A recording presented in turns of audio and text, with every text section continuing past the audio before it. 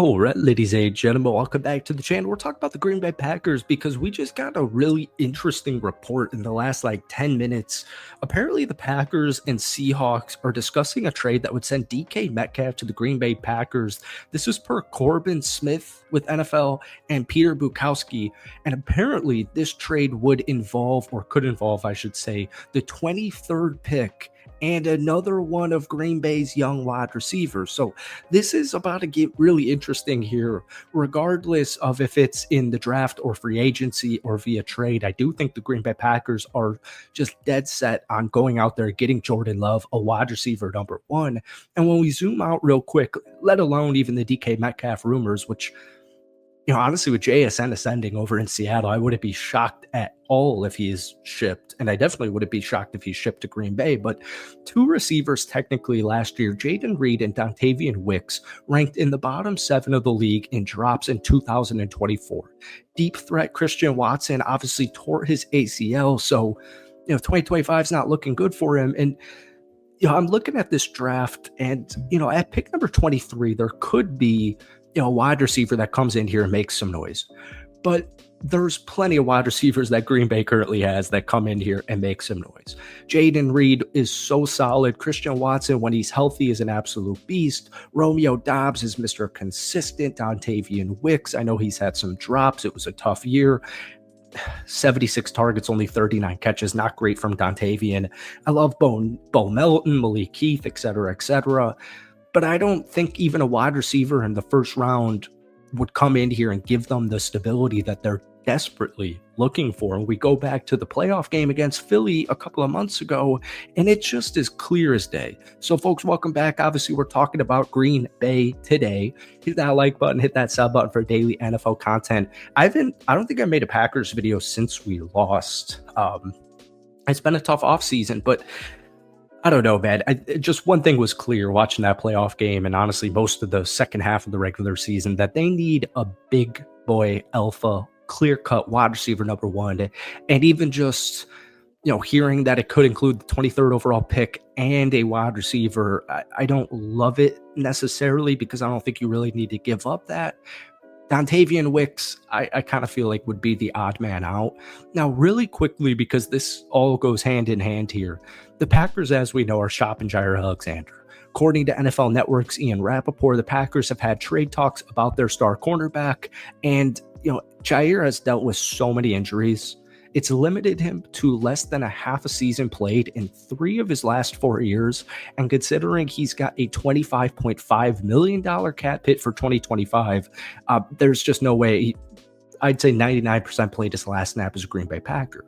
Now, that's okay because this is a really good cornerback draft. But this is why this is an issue. First off, some of these veterans on this roster are really solid, right? Really solid. I love Keyshawn Nixon, et cetera, et cetera.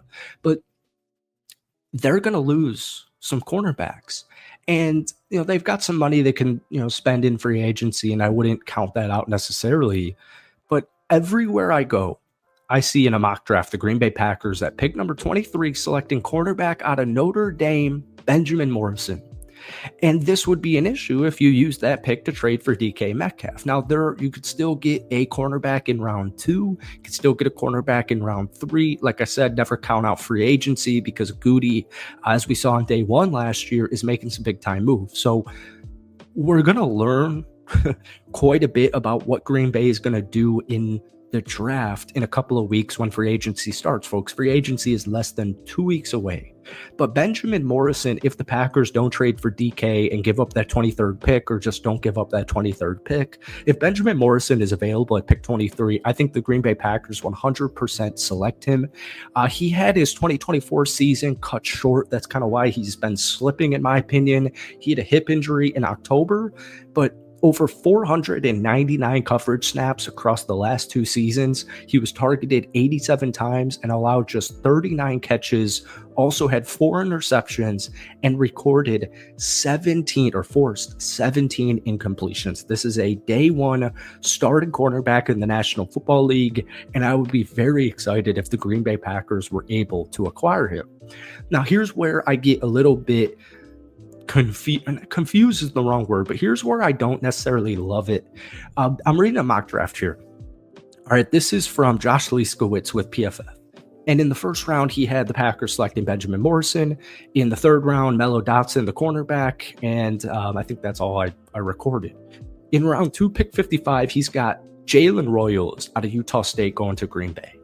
Now, once again, I love the idea. In theory, he is extremely quick. He's extremely agile. I think he is going to be a very good NFL player. He hauled in 26 catches on 43 contested targets since the start of 2023. So that would be really cool. But once again, looking for stability in that wide receiver room. I just don't think it would be there if they don't make a big time move and just draft Jalen Royals. They don't sign a free agent. They don't, make a trade for a wide receiver one. I don't really feel great about going into next season. If it was Madden, I would. If it was Romeo Doubs and Dontavian Wicks and Jaden Reed and Jalen Royals, I'd feel good if it was a game of Madden. But I do think Jordan Love just needs a stable target. It just sucks, man. That postseason game, just to refresh our memories here, even though we all want to forget about it. Jordan Love went 20 of 33 for 212 yards, no touchdowns, and 3 interceptions. The leading receiver was Jaden Reed with 4 catches for 46 yards. Number 2 was Josh Jacobs. As good as Josh Jacobs is, he should not be the second leading receiver in the most important game in the regular season. That's just my opinion there. So, I think Tucker Kraft just kind of is beginning to break out, and I think he's going to be a star for this upcoming season. And even Josh Jacobs, those are 2 sturdy, reliable targets for Jordan Love. But as good as Jalen Royals probably will be, I just don't love them not going out there, making a trade or signing a big name free agent and then just drafting a receiver in round 2 and calling it a day. I don't think that would get the job done. Now, just speaking of cornerbacks and depth and talent, because like I said, that cornerback room's getting revamped here. I mentioned it, round 387, Josh Leiskowitz has the Packers selecting Mello Dotson out of Kansas. He's 6'1", 190 pounds. He's been really solid with Kansas over the past 2 seasons. He's recorded 9 interceptions and forced 20 incompletions. And I think I speak for a lot of Packers fans out there. Both Benjamin Morrison and Mello Dotson's interception numbers really stand out to me because it was clear as day, especially in the second half of the season, when Xavier McKinney wasn't catching interceptions, nobody else really was. So that secondary is going to look a lot different. Some of these young safeties this team has, and obviously McKinney, is so exciting.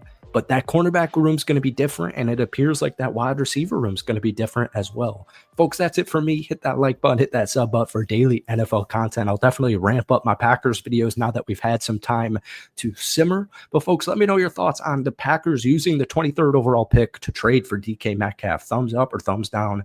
We'll see you later. Peace.